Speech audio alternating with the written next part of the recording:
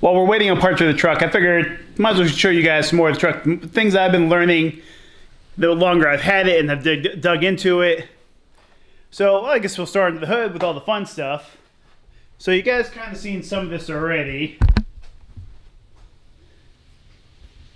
Nothing crazy. I'm willing to put money down that's a points distributor, so I'm kind of curious about that. Mechanical choke carburetor, 600 CFM. Something you just pick up from like an AutoZone, this kind of other parts. Brake booster. See, it's already rusted up pretty good over here. So I went and ordered a whole new one of those. I got power steering. Fan with no shroud.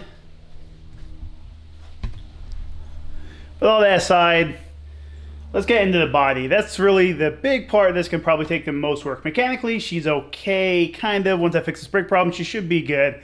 I have driven her around the block. She does have all the gears. So, that's a plus. Power steering is working. Kinda. So if we take a look at the body here, hood's kind of rough. Nothing terrible. Still usable. But if you really break it down, this paint job is terrible. This is definitely a homeschool, done at home in the garage paint job. Look at this body work. This is where the emblem went on the hood. Chip paint. This just came off this from washing it. And the whole truck is like that. This paint job isn't that good. From afar, it looks good. Up close, not so much. Body mount down in here is shot. Anything terrible? No. No, still okay, still works. These rims, didn't even sand them or anything for anything, it's all chipping off. See in my previous video, the suspension is all shot. There's nothing useful left of the suspension, it's done. And the real question I have is it worth putting it back to stock? I want to upgrade the truck, so that's definitely a no. I want to upgrade it. Just to get all 4 springs and shackles and things I'm going to need to do it, it's going to be about $1,300. And I want to upgrade it. So that's not going to be the easiest thing to do. So that one's on hold. I'll talk more about the suspension later in the video. I got a few ideas what I want to do with that, and I'm pretty sure a lot of you guys have an idea where we're going to be going with this. But a little more of the body work. This is the worst part of the truck that I've seen. The drip rail. This is all Bondo. This is rusted out over here. So this is all just bad. When you get up inside of here,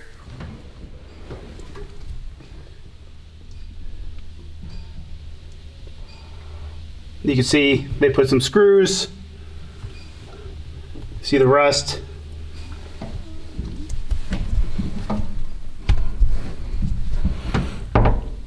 Yeah, so everything else inside the interior is actually really, really good. The rest of the roof looks really good. Dash is actually pretty clean. You can see some of the marks over here where it's been scuffed up over the years. Shifter, this shifter is terrible. B&M cheapy thing. Don't know what's going on with that. Don't like it. Original steering wheel. Pretty sure this bench seat is original. Fuzzy dice, cough. So this is a little beat up and nothing too crazy.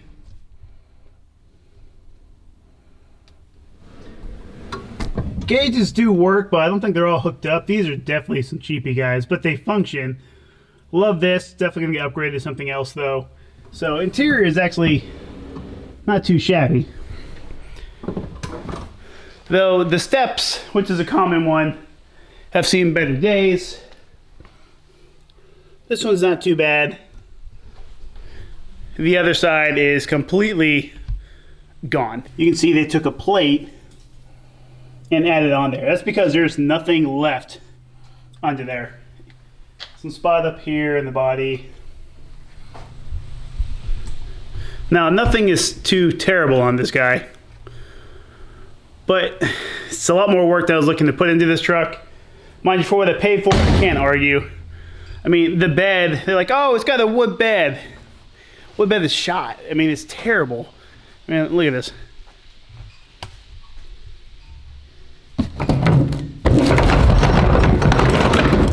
I mean, I can see through to my floor here. I mean, that's terrible. The whole thing. Like, oh, you could save some of these planks. No, not even close. No, I'm wrong. It's not a bad truck. Super stoked that I got it.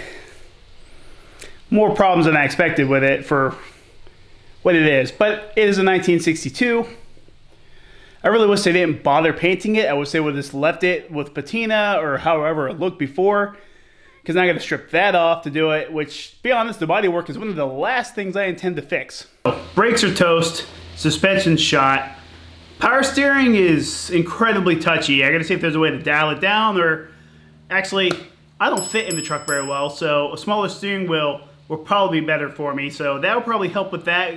The fact that the gas tank is behind the driver's seat, I'm not really okay with. The truck doesn't have seat belts. Modern day thing, you think, oh yeah, everything has seatbelts. No, this predates seatbelts. I mean, I can understand why. If I rear end somebody, then my face is going to go into that steering wheel, and I'm probably not going to make it. If somebody rear ends me, my gas tank that's right behind my driver's seat, not a metal plate or anything, just tank and seat, is just going to blow up. Got to make it more ergonomically correct for somebody who actually grew up. Being 6'1", makes this truck a little snug. Seats are going to be in order in the future. Trying to find something on Marketplace. If nobody's ever taken the time and looked up the price of seats, front seats, bucket seats, I don't care what they're out of. All right, so I did tease a little bit earlier about the suspension. Suspension is shot. I need shocks, I need springs, I need shackles, I need bushings, all the way around this truck. I always thought the truck looked pretty neat because it had a little bit of a stance to it. Turns out stance is just because everything is shot. I got two options that I'm debating right now for this. First one, pretty common. Actually, they're both very common. The Crown Vic front end swap. So I go get the front K member out of a 2003 to 2011 Ford Crown Vic. Then I get better disc brakes up front, rack and pinion power steering, get rid of leaf springs and go to coil springs. If I do that, then I got two options for the rear. Either one, go with the 4-link setup, which is the way I really want to go, but it's also going to be the most expensive.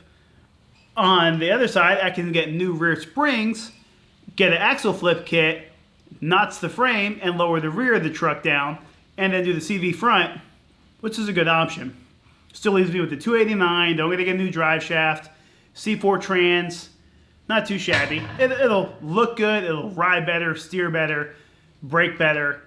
Really good option. But I'm really in debate because how far I want to take this truck. I can actually go get a 2003 to 2004 Crown Victoria for $1,000 to $1,500, give or take. If I can get a P71 or Police Officer Edition, that would be the best option. But they're a little harder to come by for a decent price. Especially here in Florida, everybody seems to want a premium for them. But that's going to be my cheapest alternative to everything. To do the Crown Vic front end with the 4-link rear suspension is probably going to cost me $2,500 to $3,000 to do. Or I get the whole Crown Vic, cut the body off the Crown Vic, and put the whole rolling chassis underneath this truck, engine and all. Take that 4.6 liter, which is okay. It probably has about as much power as the engine in the truck now, the 289. But I get a better transmission. I get the Crown Vic front end, plus I get a 4-link with a limited slip differential, EFI, but I lose part of my bed for that. And that's kind of where I'm like, I don't know what I want to do with this. I'm going to get that bump in the bed right above the tires here, but that's, it'll handle super good. And then I can upgrade the engine later to have more oomph, and that saves me a lot of money. Because I can, $1,500 for all of that. Fuel injection and everything is a lot cheaper than doing it the other way. Just to save some space in the bed for a truck I'm probably never going to use as a truck. So many friggin' options for this truck. And I love it. What are you guys' thoughts? What do you think I should do? Put in the comments below. Let me know. Should I go ahead and do the full chassis swap and lose a little bit of bed? Have you done one? Send me a link. I want to see what you guys did. All right. What? Thanks for watching. Till next time, peace.